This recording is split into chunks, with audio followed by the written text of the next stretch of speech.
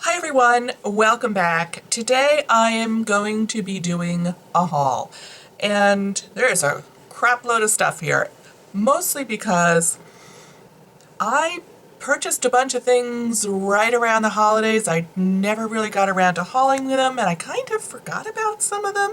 I know, shame on me. So this is kind of a catch-up haul.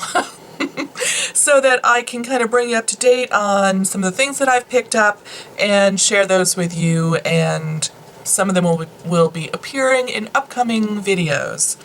So let me just get right to it. I don't know how much swatching I'm going to do because I don't want this to be a tremendously long haul, so if you see something in here that you really want to see a little more of, you need to make sure to let me know down below. You know the drill. I'm going to start off with some skincare. So I picked up this brand new, I think it's brand new, the Garnier Micellar water, but I'm noticing right here, look, it almost has a little bit of a dual phase property to it. This is the one that even removes the waterproof makeup. Since I use a lot of waterproof mascara, I picked up this one for that purpose, and perhaps that's why it has this, because it needs a little boost. I didn't notice this when I was looking at it. Anyway, this is something I've been seeing a lot and really wanted to give it a try because I really love the Bioderma. It's not available here in the States in the drugstore, so yeah. Okay, so the next thing I picked up was a couple of masks at, I picked these up at CVS. These are Masque bar masks. One's a brightening sheet mask, and the other one is a wrinkle reducing sheet mask. And how many are in here? There's 3 masks in here. And I just am feeling, particularly this time of year where it's kind of dry out, we just had that huge snowstorm, I just feel like I need to do a little something more for my skin, so I picked those up. And then I was very interested in this brand new product from Peter Thomas Roth, the Advanced Eye Wrinkle Treatment. So this is a combination of a liquid you put on, and then you put the patches on to kind of seal it in. I will be doing some kind of a Mask Monday with this. However, this is one I really want to try out first before I do the Mask Monday, because it was a crazy amount of money. This was a very expensive kit. But if you're dealing with wrinkly parts under your eyes, it might be worth it. It certainly would be cheaper than surgery. So I also have a couple of palettes here. And the first one I managed to pick up before I think it has disappeared is the Too Faced Stardust palette by Vegas Nay. This was one I've heard so much about, so many people love it. I wasn't going to get it at first, and I ended up picking it up. But I haven't used it yet, so I'm going to be leaving this out on my desk so I can give this a try and see what I think about that. So it certainly hit a lot of people's best palettes of 2015. The other palette I picked up is this new one from Lorac. It's the Nude Necessities palette, and I just filmed like a first impression swatching video on this, so I'm not sure which I'm going to put up first, this haul or the video with the palette. And that is what I'm wearing today on my eyes. So one other eyeshadow palette set, eyeshadow, I don't even know how to talk about this. This is from Ulta. It's the Ulta brand eyeshadows, and I couldn't leave this in the store. It was really inexpensive. I want to say it was probably around $20, not any more than $25. I think it's pretty obvious why I picked these up, because they look remarkably like a very high-end eyeshadow palette. So there were 3 compacts in here.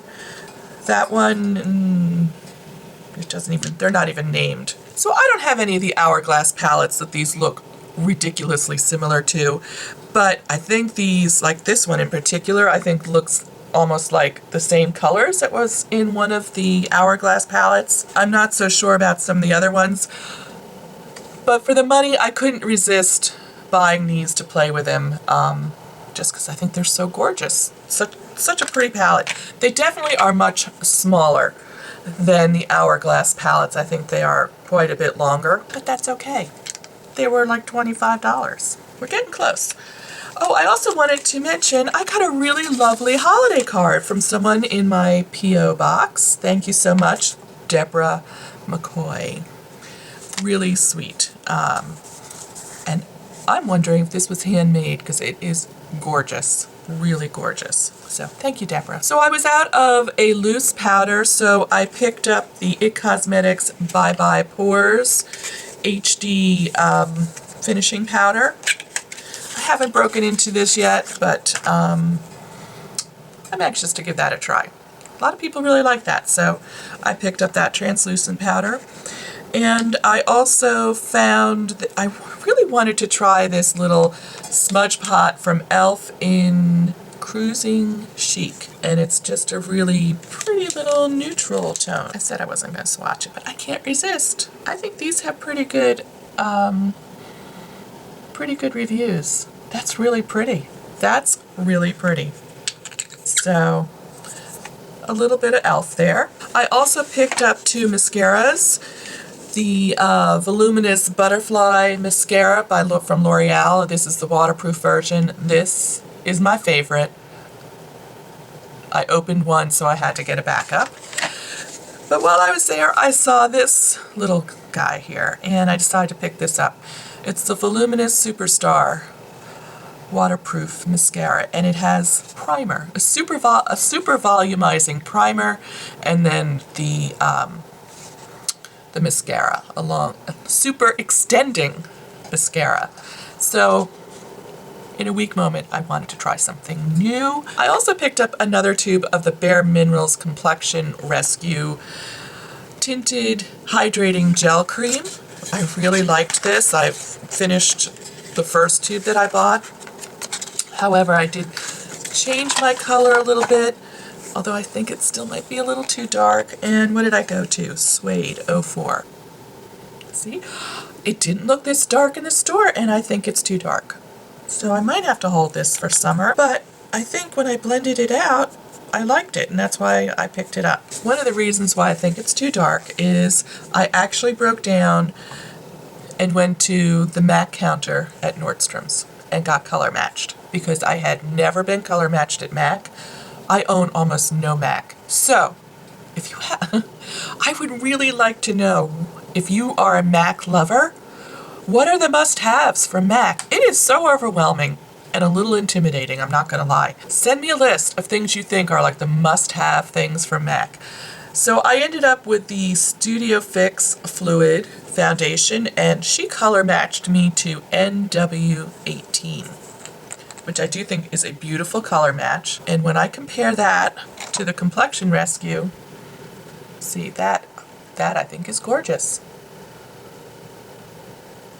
So I do think that's just a little dark. I'm going to have to hold that. I should have picked up a pump. I didn't think to. She did not try and upsell me anything. Not one thing. It was strange. But I was in Nordstrom's. And it was funny, when I got there was like nobody there. She started working on me, and then like 500 people showed up. And it was like she was juggling everybody. And while I was at the MAC counter, I did pick up an eyeshadow. And I picked up Satin Taupe, which doesn't everybody own Satin Taupe? It's gorgeous. It's gorgeous. It could quite possibly be the perfect taupe. That's it here. And I love me a good taupe eyeshadow. Now, 2 things from MAC. Well, I have 2 lipsticks, which are, I have 4 things from MAC. Seriously, that's all I have. I have a couple of point perks to share with you, and I picked up 2 new of the long-wearing lipsticks from Kat Von D, the Everlasting Liquid Lipsticks, and I'm wearing one of them. This is the shade Lovesick, and I picked up the Lolita.